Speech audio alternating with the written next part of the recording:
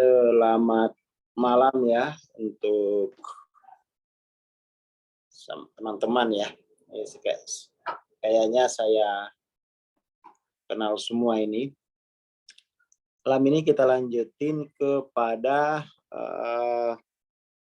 dinamika ego ya. Dinamika ego dari cinta tanpa syarat. Sebelum ke sini mungkin ya kita plek-plek dulu yang ini ya. Tadi barusan dibikinin sama Jenny. Jadi apa namanya? Ini dikaitkan dengan peta kesadaran ya. Ya kemudian itu peta kesadaran itu tidak dipahami sebagai hanya sekedar peta emosi gitu kan. Ini mungkin level kesadaran diri yang dimaksud di sini ini mungkin kita bisa percantik lagi ini ya, menjadi level cara bereksistensi kan gitu ya, biar lebih terang benderang. Jadi level cara bereksistensi biar lebih cetok gitu. Tapi memang kalau kita paham level of consciousness itu ya level cara bereksistensi kan. Kita kan dari dulu ngambil jalur itu gitu ya. Jadi meskipun banyak yang mempelajari peta kesadaran, tapi ya tidak banyak, bahkan tidak ada yang membahas peta kesadaran sebagai level daripada cara bereksistensi. Lebih jelasnya ya soal cara bereksistensi ini, itu Hawking memberikan perhatian yang agak spesifik di buku apa istilahnya itu ya, Success is for You. Itu nanti juga akan dibedah ulang ya teman-teman yang sudah punya bukunya, itu nanti akan dibedah ulang, dan sepertinya bagi yang sudah beli yaitu tinggal langsung bisa nonton rekamannya ya, tapi mungkin bulan depan lah ya. Bagi yang belum punya, nabung. Ya, nabung. Jadi ada 3 cara bereksistensi. Sebagai human being, itu dalam peta kesadarannya Hawking ya di bawah 200. Lebih kecil dari 200. Itu pasti cara bereksistensinya sebagai human being. Social being ya itu di bawah 500. 200 sampai 499. Spiritual being itu mulai 500. Sebagai spiritual being itu mulai 500. Malam ini kan kita mau ngegas nih 540 ya toh. Tapi sebelum ke sana memang ini kita harus ulang-ulangi gitu ya, pelan-pelan. Nah, 500 mulai 500 dia. Terhingga katakanlah begitu. Nah, kadang-kadang tuh orang memahaminya ini harus berulang-ulang. Jadi pemahamannya itu begini, biar nggak konslet ya. Pemahamannya kan bahwa ketika kita sebagai human being ya, pada awalnya itu sebagai human being, saya adalah tubuh. Kan begini. Masing-masing itu kan seperti ini. Ini sebagai human being. Ini dijelaskan di rekaman di Solving Ego. Ya. Nah, ketika evolusi kesadaran itu naik, human being ini kita lampaui dengan menjadi social being. Nah, ini udah jelasin berulang-ulang nih di di rekaman self-healing ego. Ketika kita sebagai social being-nya udah pindah ke sosial, human-nya itu hanya experience. Jadi pada level ini, pada level pertama, human being sekaligus human experience, double tuh. Ya kan? Dia human being sekaligus human experience. Naik being-nya, human-nya tinggal human experience. Being-nya sudah ke social being, having human experience. Naik lagi dia ngegas. Spiritual being, maka sosial ini tinggal menjadi, naik lagi begini ya. Naik lagi.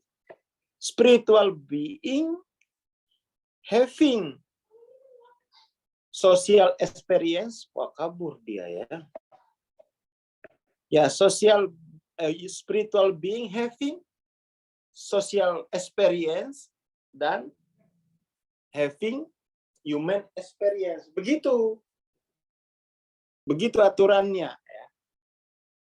Begitu.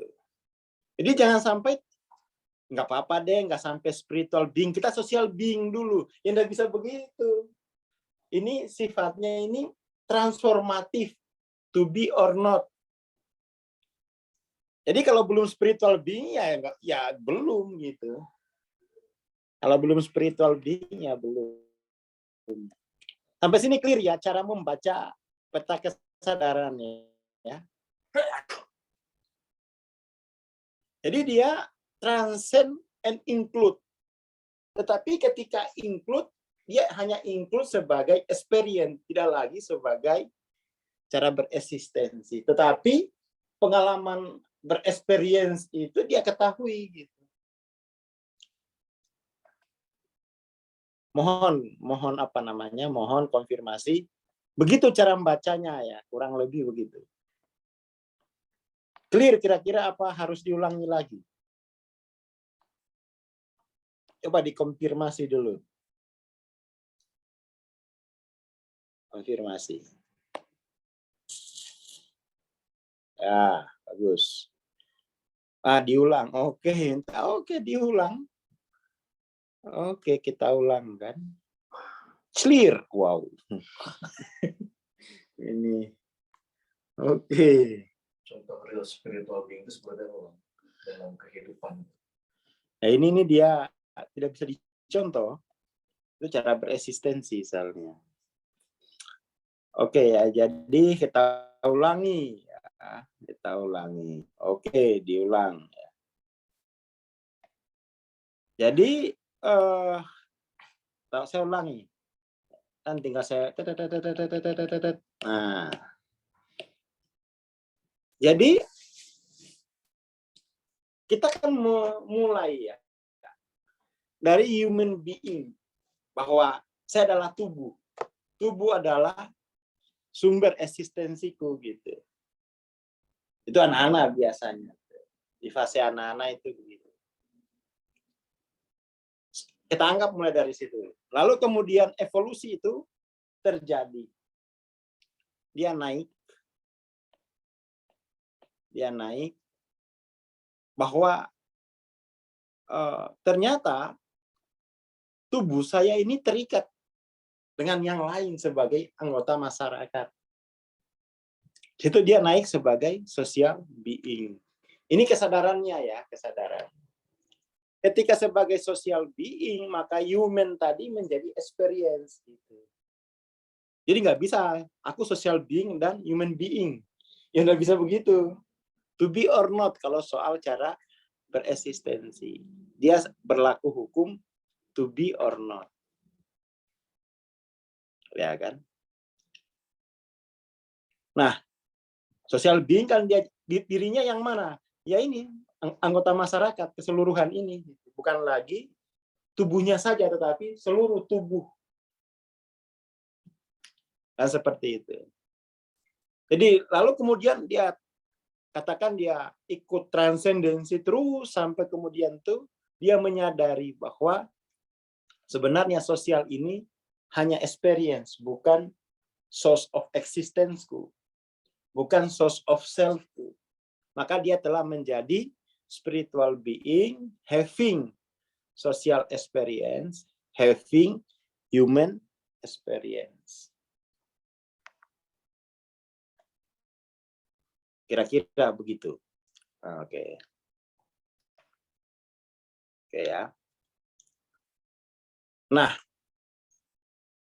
malam ini kan kita mau bahas dinamika ego, cinta tanpa syarat. Jadi spiritualitas itu ya begini. Maka pertanyaan yang tepat untuk mengetahui cara bereksistensi masing-masing, pertanyaannya adalah what am I gitu ya. What am I? Saya dominan bereksistensi di mana? Tinggal di sini kah, di sini atau di sini? Ya kan? Seperti itu. Jadi ini kita gambarkan sebagai tingkatan spektrumnya ya, levelnya. Dan setiap orang saya kira ya cepat di social being lah ya. Kan di keluarga itu mulai tumbuh. Social being itu. Kalau kita pakai istilahnya Ken Wilber, ya di sini ada egosentris, ya ada etno dan world-centris. Sini kemudian non-dual kan. Tapi kita bikin segini dulu. Biar mudeng. Biar tahu kapan sebagai human being, social being, dan spiritual being. Oke ya, saya kira itu pengantarnya. Gitu. Jadi konfirmasi aja masing-masing.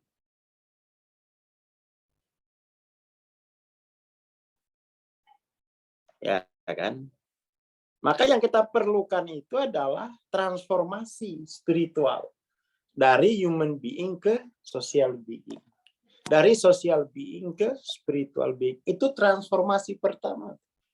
Menuju kesadaran murni. Masalahnya kan orang tidak melihat ini sebagai soal. Makanya ada kajian spiritual science. Oke ya.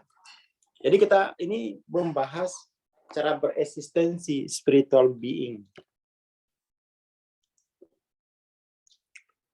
Jadi lihat bukunya 198 ya. Kalau yang sudah punya buku, kalau yang belum nabung.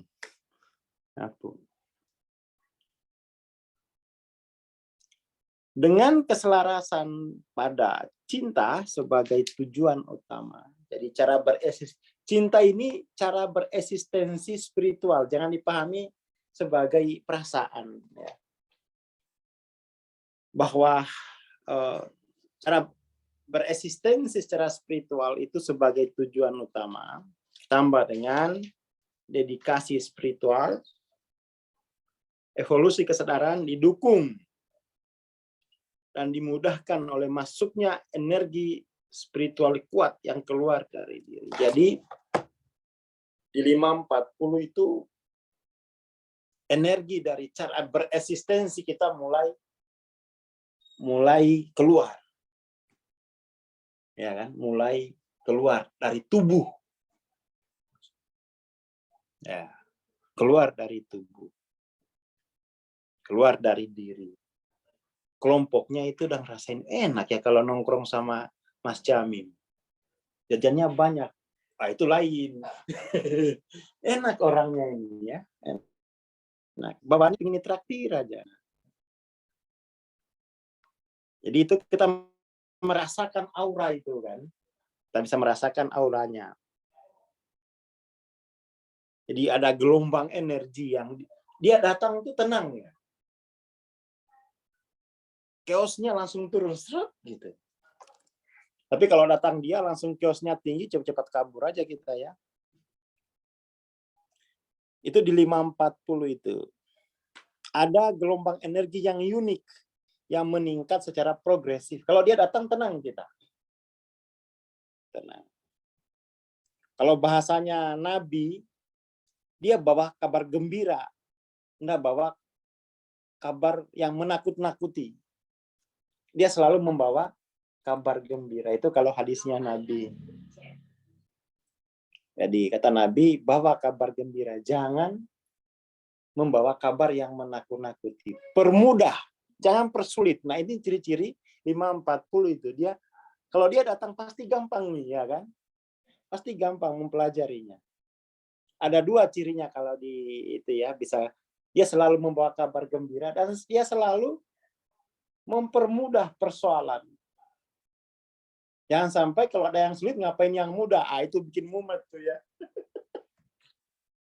Kalau ada yang sulit kenapa yang mudah gitu. Atau biar ada lagi yang satu itu. Kalau orang lain bisa ngapain saya? Ya jangan orang lain aja katanya. Ngapain kalau sudah ada yang bisa kenapa harus saya? Orang lain aja gitu. Bukan yang begitu ya. Itu mungkin 200 itu. Jadi ada gelombang energi yang secara progresif itu meningkat. Ya meningkat.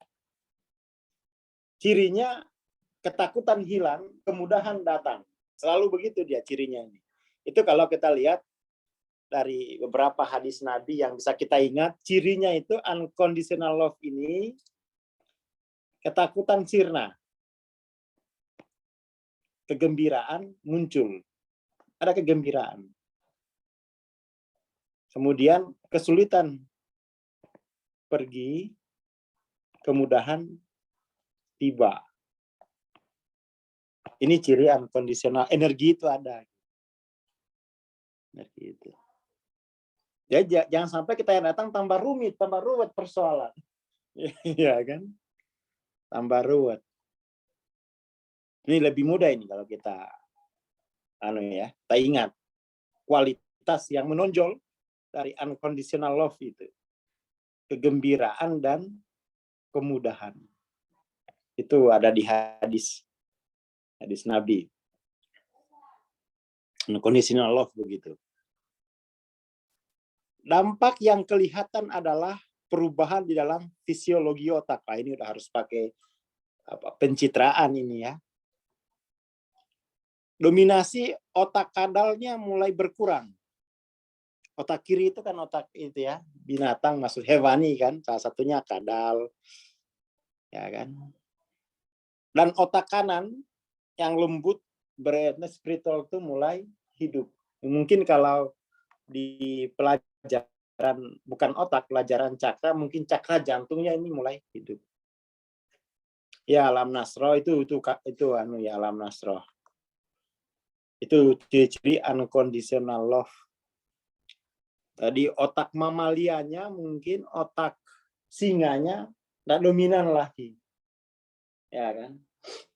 Nggak dominan. Kalau masih tatapan singa, itu masih dominan, itu harus segera cepat-cepat ke unconditional love. Dulu saya kan kalau lihat mata saya itu orang langsung bisa jantungnya itu berdetak, mau dimakan nih. Lama-lama itu ya setelah diproses, ya pada pingin traktir aja. Ya, jadi itu terpancar ya. Dan percepatan energi spiritual ini dimudahkan oleh larutnya kepentingan pribadi yang narsis dan egoistik serta mencari keuntungan pribadi. Kalau keuntungan bersama boleh. Ya kan? Kan tidak semua keuntungan itu kalau dalam agama adalah egois. Ada yang disebut dengan himmah. Ya, ada. Kalau kita ngaji itu kan tidak semua ini jualan ini dia untuk dunia, enggak dong. Ada istilah himmah. Ya kan? Himmah itu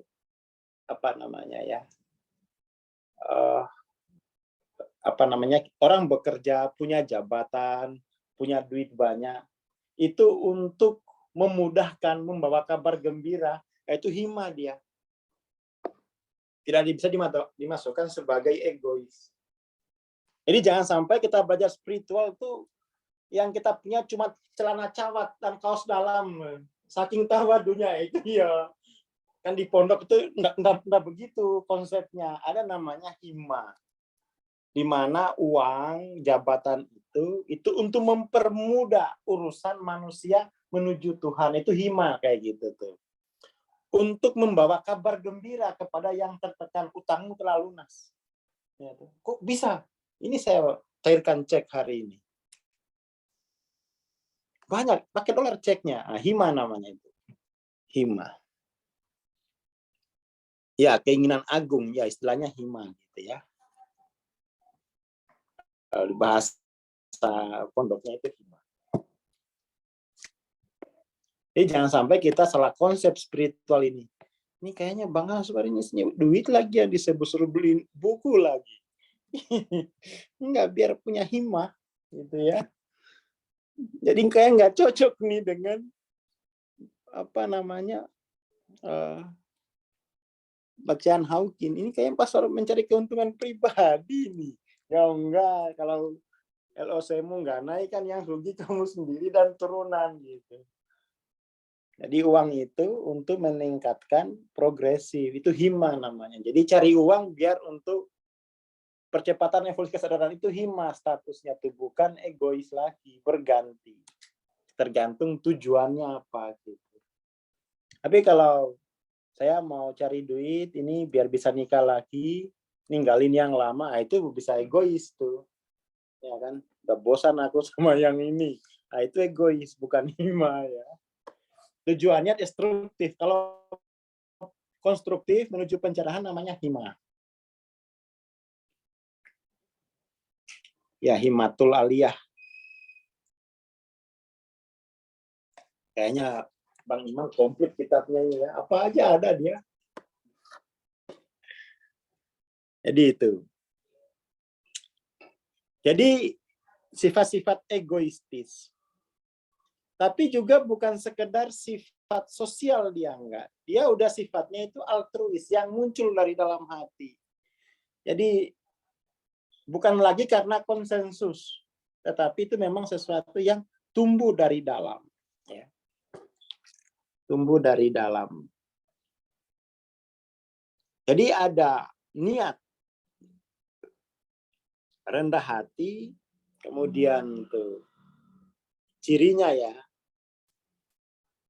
rendah hati. Jadi niat itu dia memberi arah positif. Kasih sayang, compassion gitu ya. Dan dedikasi terhadap meringankan penderitaan orang lain dalam bentuk kemurahan hati, rahmat, dan kebaikan. Termasuk meringankan penderitaan orang lain itu menunjukkan di mana kesalahannya gitu. Ini kamu jangan di sini ya. Kamu kan spiritual being, kenapa pura-pura jadi human being gitu kan? Diringankan penderitaan. Ya. Seperti itu.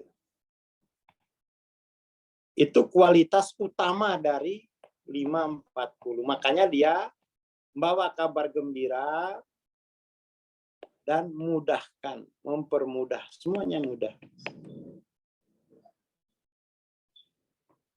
Itu ciri yang dominan di 540 ini. Jangan sampai orang menderita. Nah, persoalannya sekarang ini kan ceramah-ceramah yang beredar ini isinya ketakutan mulu. Nah, ini ciri-ciri ini. Ya. Padahal kata Nabi mudah yang persulit. Bawa kabar gembira, jangan bawa rasa takut. Tapi justru itu atas nama Nabi tak menakut-nakuti. Wah, ini tidak cocok ini. Atas nama Nabi kadang Nabi menjadi menyeramkan, mengancam. Ini tidak cocok. Sangat tidak cocok. Sangat tidak cocok. Oke, itu ya. Kemudian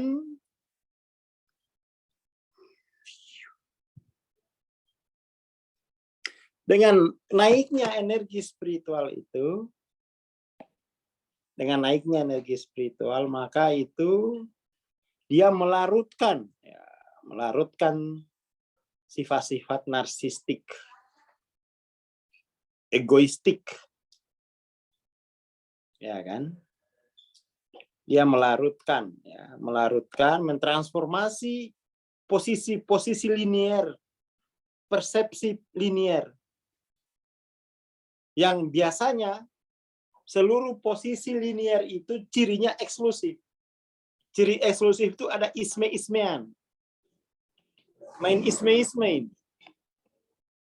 Itu ciri linier, ada isme-ismean, permainannya isme-isme dia.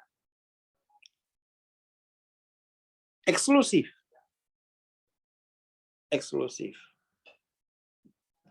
Jadi ada dikotomian. Ya kan? Ada dikotomi. Dengan naiknya energi 540, maka persepsi posisi linier ini ditransformasi menjadi non-linier yang bersifat inklusif. Inklusif itu lawan dari eksklusif. Inklusif itu tidak ada, dia di mana saja gitu. Di mana saja. Jadi energi 540 ini melarutkan konteks linier. Jadi batas persepsi sistem belief larut dia. Larut. Jadi isme-isme ini udah larut dia. Nggak mungkin Tuhan tuh pilih kasih. Di level-level ini itu kayak Rumi ya. Aku bukan Islam, aku bukan Hindu, aku bukan Yahudi, aku bukan Jawa misalnya kan. Karena katanya ketika aku mengucapkan salah satunya, kamu menilaiku dari persepsi linier. Padahal yang aku rasakan ini adalah katakanlah sense of divine gitu ya, rasa keilahian yang meliputi semuanya. Dan di 540 ini itu yang larut adalah prinsip sebab akibat. Salah satunya itu. Salah satunya. Sebab akibat diganti ke apa namanya ya? Terutama sebab cara berpikir yang orientasinya adalah kausalitas sebab akibat.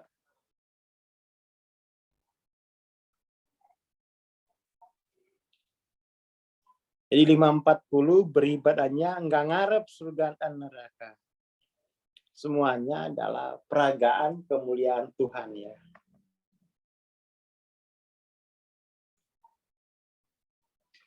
Jadi sebab akibat itu larut.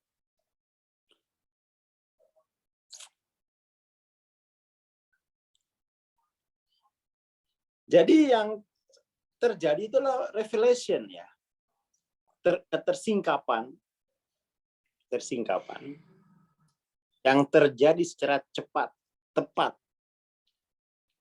Jadi ya ini apa namanya, ketersingkapan itu terjadi dengan sendirinya, tepat, sinkron dia. Sinkron.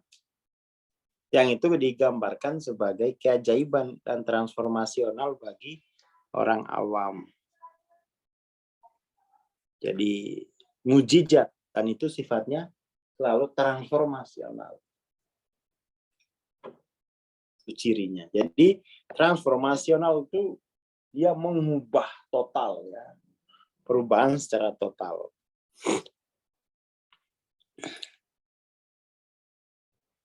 Ya. Oke ya, kita lanjut lagi. Sumber kesukacitaan itu berakar di dalam gitu ya. Jadi mengakar dalam pengalaman subjektif. Jadi aslinya ini dari level ini kehidupan ini selalu menggembirakan. Biasa kita sebut alam tampak ini Ini taman surga gitu. Makanya kata Nabi, bawa kabar gembira, jangan bawa kabar yang menakut-nakuti. Seperti itu.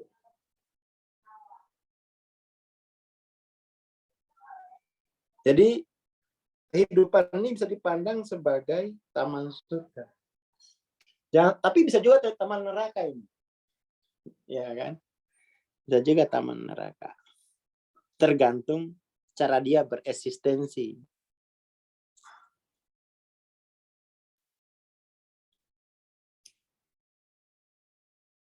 Jadi kesukacitaan itu berarti kalau kita baca ini ya secara utuh, kesukacitaan, kegembiraan itu larutnya kesedihan akan masa lalu dan kecemasan mengenai masa depan.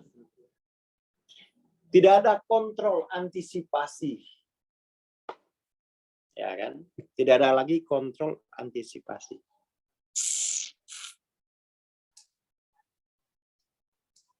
Jadi kontrol yang imajiner itu dipasrahkan kepada Tuhan dan kehendak ilahi. Ya kan? Bagi yang sedang sakit keras, kesembuhan itu dipasrahkan kepada katakan Al-Mujib sesuai kode-kodenya gitu. Ya, kode-kodenya.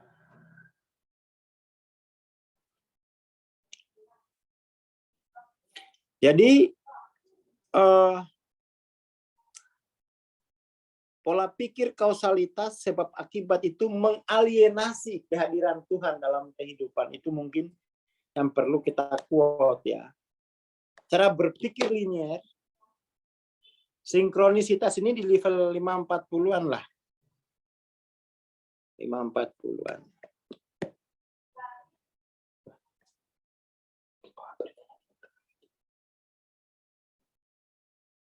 Jadi berpikir linier itu mengalienasi ya. Mengalienasi atau menyangkal, ya menyangkal sajalah ya.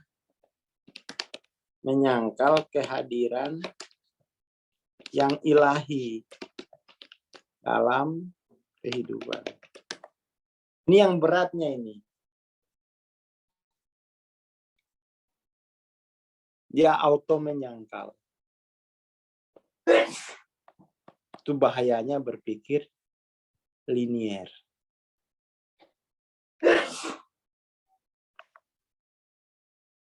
Dan perlu dipahami bahwa cara bereksistensi ini bukan konsep teologis.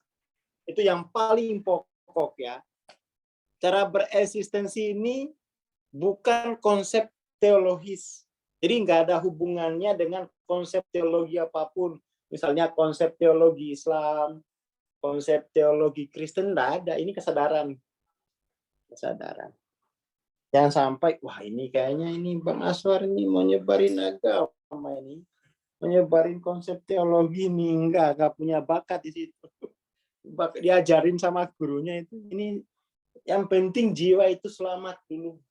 Mencapai pencerahan. Setelah itu dia kemudian mau mendukung teologis mana, monggo gitu ya. Silakan saja itu. Bebas. Jadi ini mungkin yang jadi ini bukan konsep teologis, cara beresistensi kok.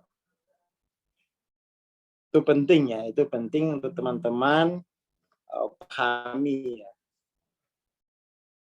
Jadi yang kita bisa belajar dari siapa saja.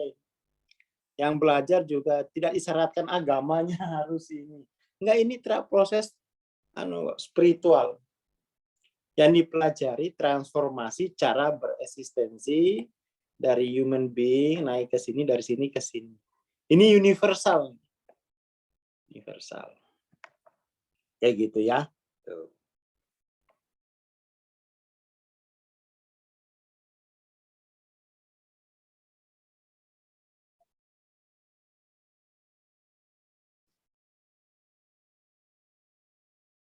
Yang membuat kita itu ribut itu apa? Kita ini kan ribut karena apa sih?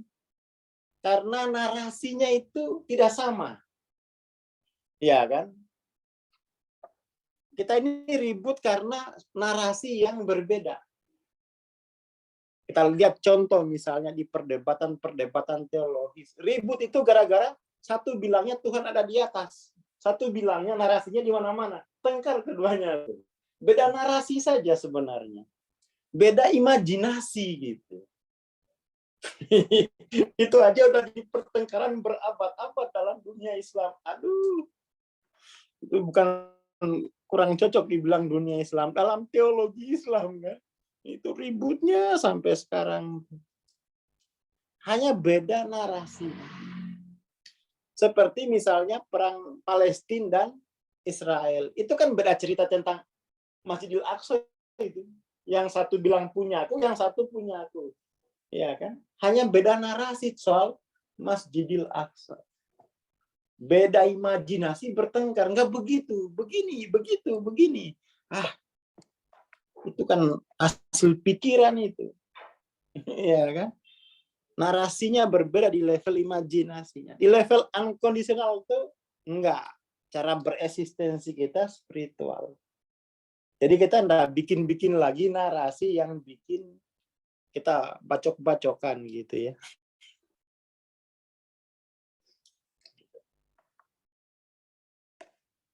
Itu level unconditional.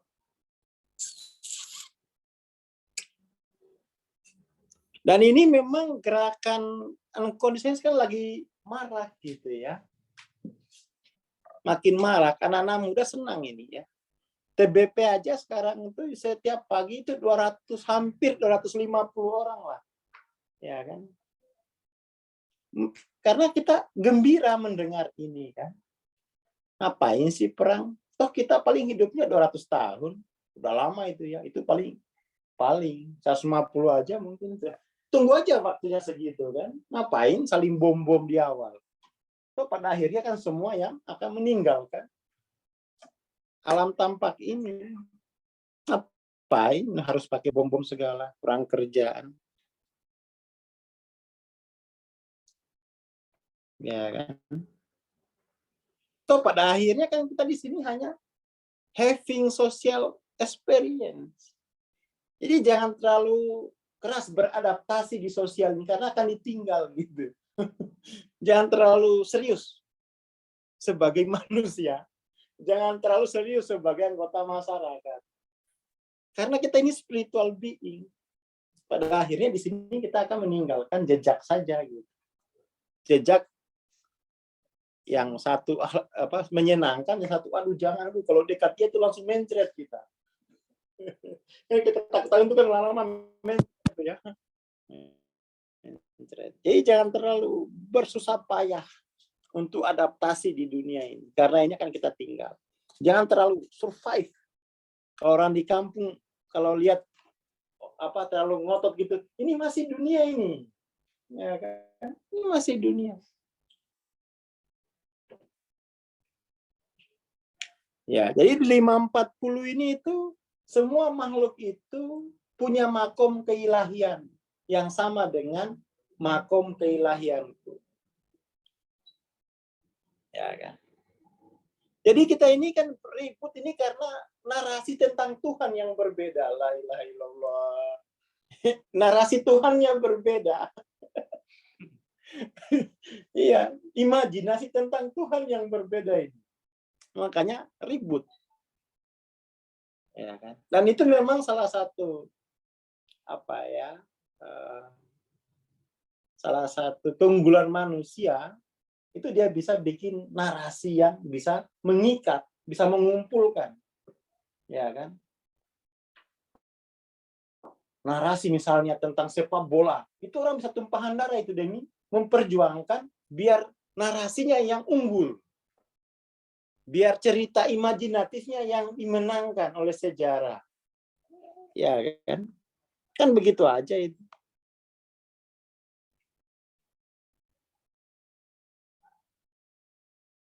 Begitu saja. Jadi orang ingin biar cerita dia tentang Tuhan, oh ya itu yang benar loh. Memang yang lain gimana kan? Jadi narasinya itu hanya boleh ada satu narasi yang menang gitu. Nah, itu perang itu udah. Ya kan namanya narasi. Padahal Tuhan yang itu ya tuh, makanya kemudian tuh bagaimana kita anggap perang ini gara-gara narasi tentang Tuhan. Maka Tuhan tuh nggak usah dinarasikan, menjadi existence masing-masing. Selesai, nggak usah pakai narasi-narasian. Dia adalah akar kedirianmu. Dia adalah sumber eksistensimu. Selesai, lah. Selesai. Nggak mungkin ribut kita ini. Karena kita ini masih senang ribut kadang-kadang. Itu hanya soal perbedaan narasi. Ya kan? Apalagi 2024 ini kan. Narasi tentang apa ini ya? Satria Piningit. Wah, itu berbeda lagi. Satu di Prabowo, satu di Anies Baswedan, ya kan, satu di Ganjar Pranowo. Ya bingung kita ini mana sih sebenarnya ini. Semua mengarang narasi tentang sang penyelamat. Kurang kopdar kita ini kalau mau ribut lagi ini kan. Puan ya Mbak juga ya sampai kita nggak dapat ini ya. Jangan sampai BLT kita dicoret namanya ini gara-gara disebut. Ya Mbak Puan juga. Nah, Joko Kendil mulai muncul.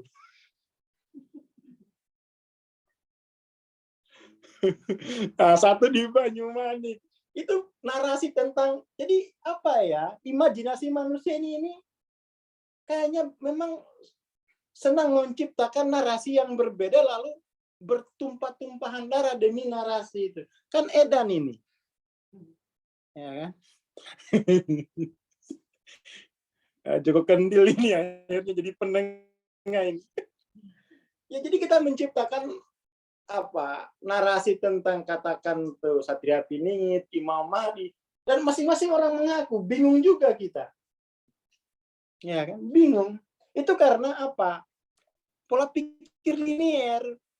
Juru selamat itu di luar. Aneh. Iya kan? Padahal setiap diri itu kan memang membawa rasa keilahian. Sudah nggak usah mengharapkan juru selamat. Masing-masing itu adalah keilahian itu adalah terperagakan sebagai akar kedirian. Selesai. Nggak usah dinarasikan, dialami saja gitu kan. Jadi jangan sampai kita ini korban nyawa gara-gara beda narasi tentang Tuhan. Wah, jangan, nggak mau aku podcast sama Dedi ya enggak lah. Malah kacau. Mendingan di kita aja lah ini, biar nggak usah ribut. Nanti bertengkar nanti. Jadi narasinya tidak mau kalah. Ya kan?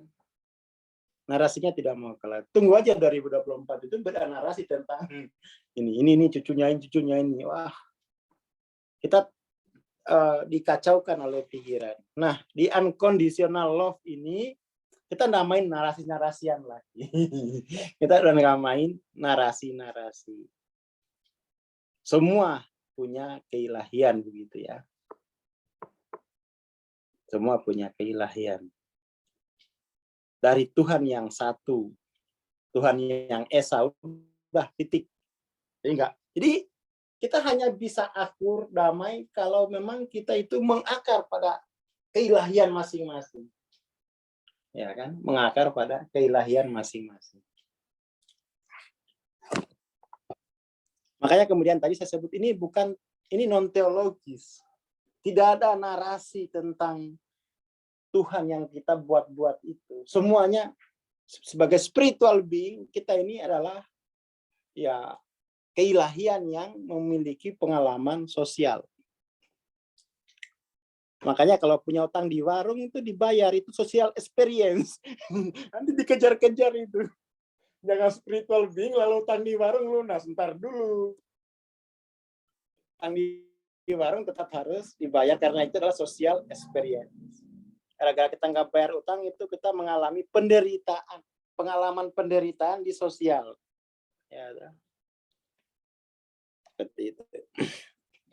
Kita lanjut lagi ya, kita lanjut lagi. Jadi di 540 ini energinya seperti itu, lalu kemudian tuh sikap dan perilakunya disebut soleh, apa ya? Jadi kesalehannya itu kesalehan sosial dia. Jadi di level ini ada namanya kesalehan sosial. Kita ini kurang, kita ini mau masuk surga sendiri aja pokoknya. Ya kan? Jadi perilakunya itu udah perilaku yang membawa kabar gembira bagi sosial gitu ya. Membawa kemudahan bagi sosial. Nah, ini. Dan kita masyarakat kita ini ya masih sulit ini menerima kayak begini. Oke, itu dulu saya kira ya. Jadi ini di level 555 ini yaitu udah ada kesalehan sosial. Kesalehan sosial. Kesalehan sosial itu yang lingkungan sekitarnya itu unkondisional ya, nggak milih-milih. Nggak milih-milih agama, nggak milih-milih narasi gitu kan. Tidak lagi berdasarkan narasi kesalehan, tapi sudah memang peragaan keilahian yang murni. Oke ya, itu dulu. Terima kasih. Assalamualaikum warahmatullahi wabarakatuh. Selamat malam. Ya, selamat malam. Terima kasih Bang Sudar. Ya, sahabat kelas, kita akhiri kelas malam ini sampai di sini. Jumpa kembali minggu depan di waktu yang sama. Selamat malam semuanya.